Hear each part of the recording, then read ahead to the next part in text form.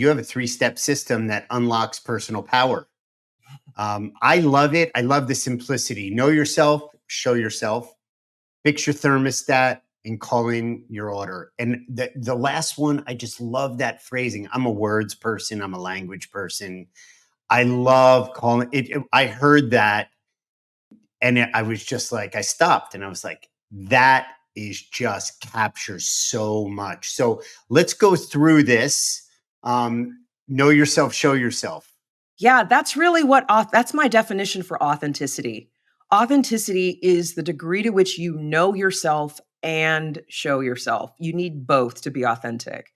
Because as you and I have been talking, you can know who you are, but not show who you are. And I Mm, see that a lot, you good know, point. Yeah. especially in corporate America, where I think there is a little bit of fear of showing your authentic self because it's not going to be seen as professional or whatever, right? So you can know who you are, but not show who you are. You can also show something, but it's not really who you are. You can be performing, as we've been talking about.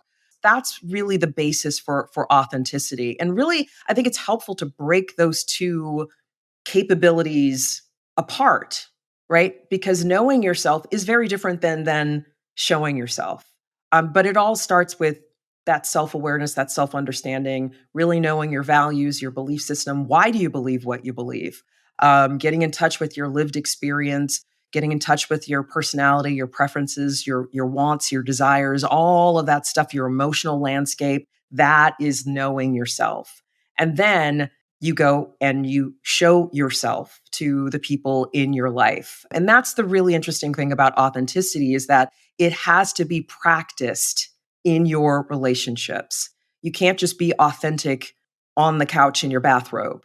You have to be authentic with other people. And so that's why showing yourself is really important. And that can be scary. And the Yes. know and the show, and then that connective bridge, that's where a lot of the work is done, right? Like connecting it because okay, I'm clear about who I am, but I'm so trained and conditioned to constrain myself, to put a lid on myself, to limit, as we said earlier. And breaking that up is undoing and disappearing so many years of being conditioned that way. It's Yeah. And we've easier all said than done. easier said than done. If it were easy, we would all be 100% authentic 100% of the time, right? But we've all experienced rejection. And we've all experienced that feeling of showing yourself and being rejected or being laughed at or being bullied or and so those are all those experiences that, as you said, have conditioned us to, you know what, just be safe, just don't show people who you are. So we do have to undo a lot of that learning, a lot of that conditioning, and undo the insecurities and limiting beliefs that may have come from those traumatic experiences of being rejected for who you are. That's where the work is, right? Yeah. That's Yeah. that's where that's what authenticity really is.